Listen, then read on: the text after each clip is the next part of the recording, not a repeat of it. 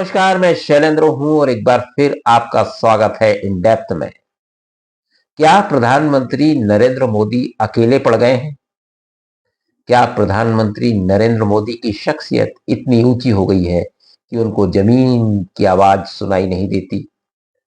क्या प्रधानमंत्री नरेंद्र मोदी को आदमी से भगवान बनाकर कुछ लोगों ने इतना अकेला कर दिया है कि उनको अब सलाह देने वाला कोई नहीं है, क्योंकि सब ये मानते हैं कि ये तो प्रभु है, परमात्मा है, जो सोचेंगे सही सोचेंगे।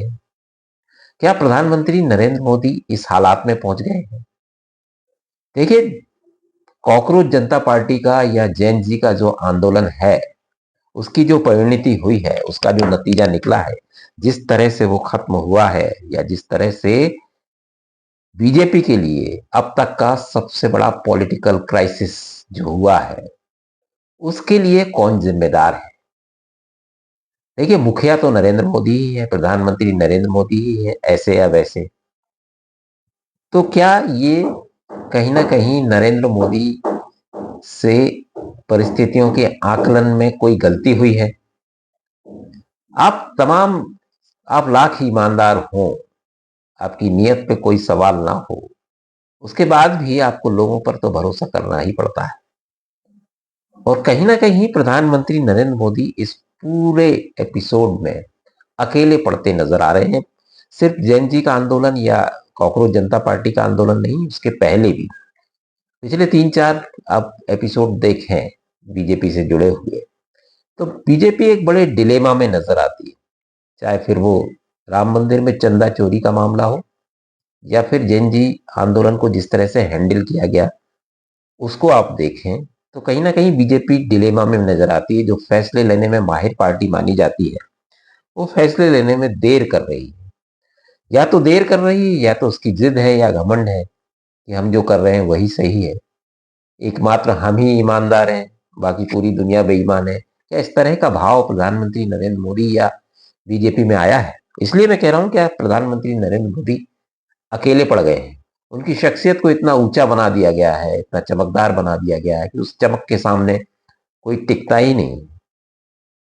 अब हम अगर जैन जी का ही आंदोलन देखें, कॉकरोच जनता पार्टी का ही आंदोलन देखें, अगर हम शुरू से इसमें देखें, जिस तरह से ये आंदोलन शुरू हुआ, नीट का एपिसोड हुआ, नीट का पेपर लीक हुआ, उसके बाद चारों तरफ से फिर उसको 2 बार कराया गया, उसके बाद ये सियासी मसला बना, राहुल गांधी ने इस मुद्दे को उठाया, और उसके बाद उसी बीच में एक टिप्पणी आई सीजेआई की, कि जिसमें एक तथाकथित रूप से युवाओं को कॉकरोच कहा गया, बेरोजगारों को कॉकरोच कहा गया, और उसका वर्चुअली या कह लीजिए सोशल मीडिया पे एक पार्टी बनाई अभिजीत दीपके ने, और उसको जिस तरह का समर्थन मिला।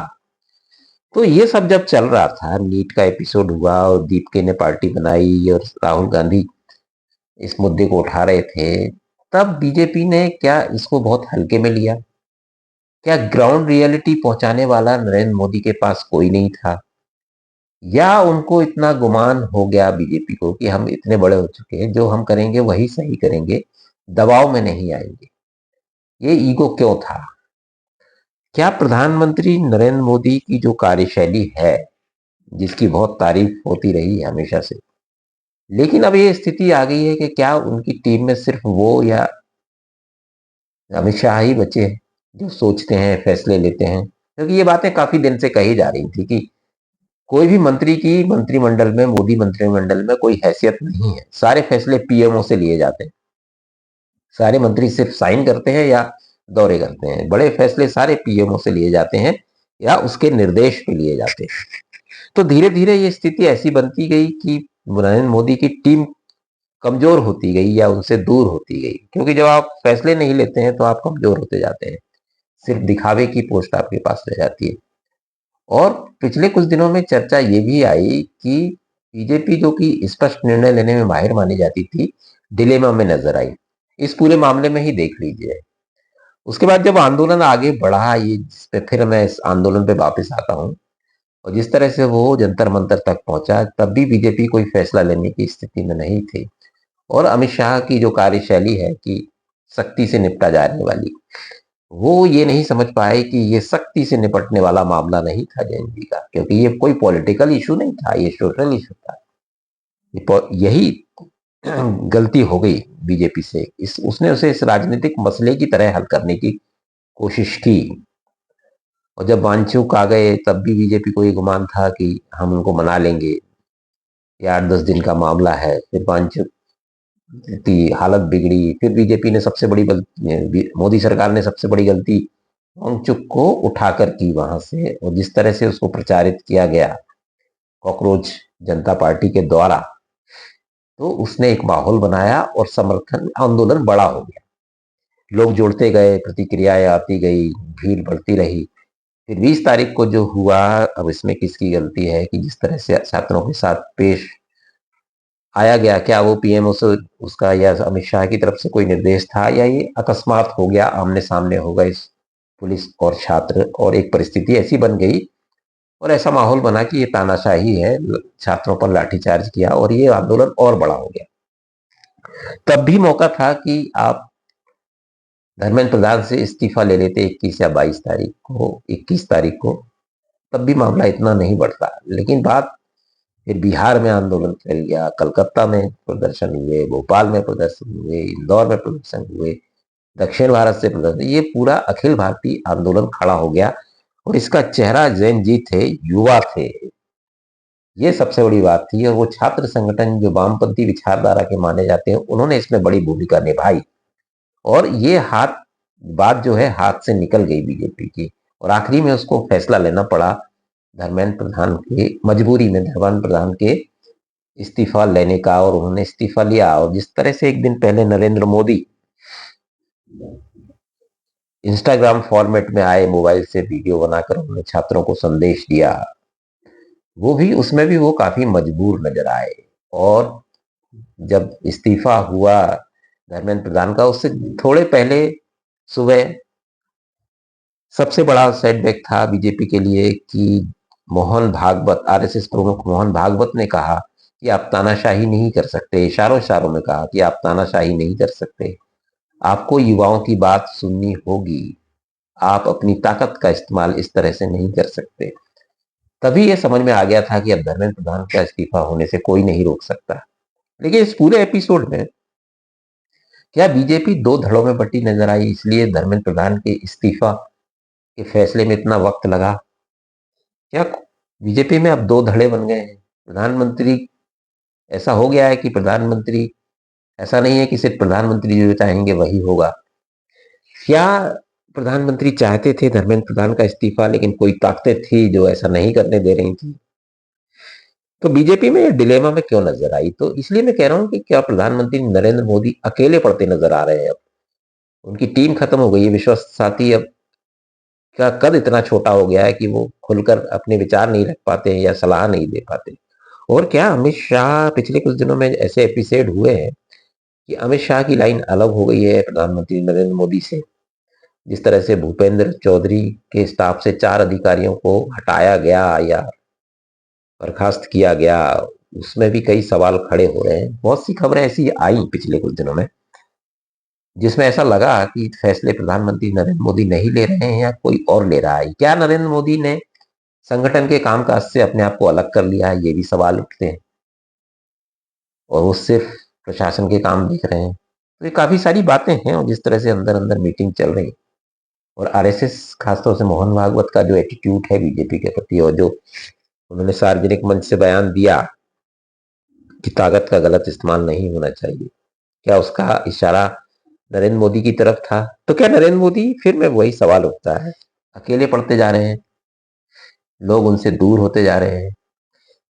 देखिए, प्रधानमंत्री नरेंद्र मोदी की नीयत या ईमानदारी पर कोई सवाल नहीं उठा सकता, लेकिन सिर्फ लोकतंत्र में ईमानदार होना और नीयत साफ रखना ही काफी नहीं है। आपको काम करना है, और काम के लिए लगती है टीम, और टीम के लिए लगती है भरोसा।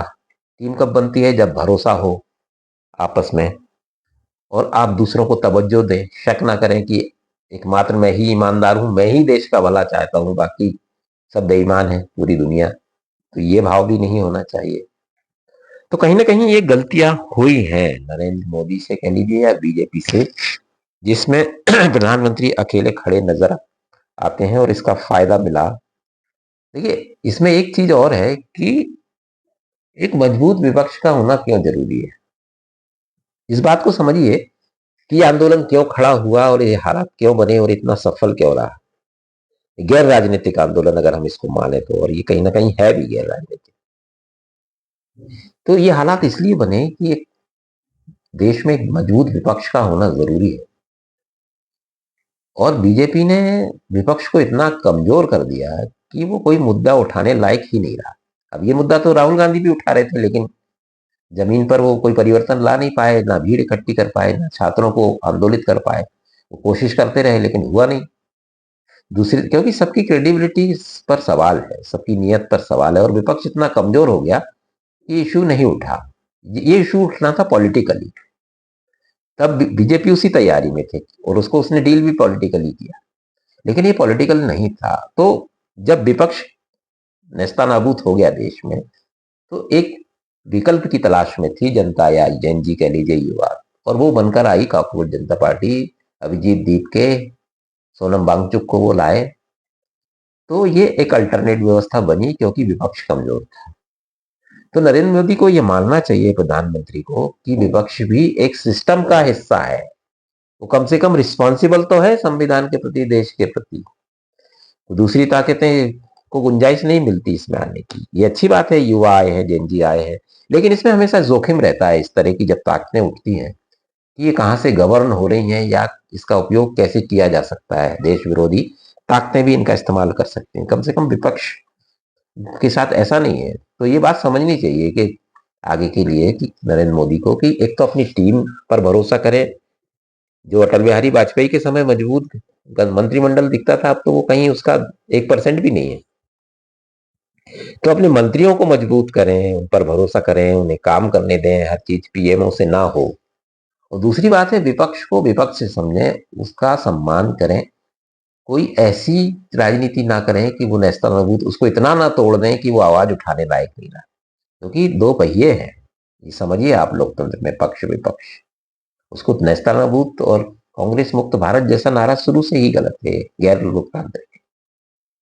तो ये बात समझनी होगी। बात यहीं पर आके टिकती है कि विपक्ष का सम्मान करें, अपनी टीम को बनाकर रखें, लोगों की सुने और अकेले ना पड़े। आपकी नीयत या आपकी ईमानदारी पे किसी को शक नहीं है, आप देश हित में काम कर रहे हैं, इसमें कोई शक नहीं है। लेकिन सिर्फ ईमानदार होना काफी नहीं है, आपको लोकतांत्रिक भी होना पड़ेगा। और इसमें भी कोई बुराई नहीं है, तो अच्छी बात है कि युवाओं ने एक आंदोलन चलाया, वो सफल रहे। लेकिन इसमें हमेशा एक जोखिम होता है, जो नेपाल में हुआ, श्रीलंका में हुआ, बांग्लादेश में हुआ।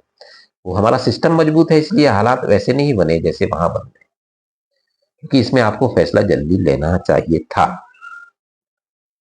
तो कुल मिलाकर जब बोलो आप, यही है कि प्रधानमंत्री नरेंद्र मोदी अकेले ना पड़े, देश का प्रधानमंत्री अकेले ना पड़े, पूरे सिस्टम के साथ काम करे।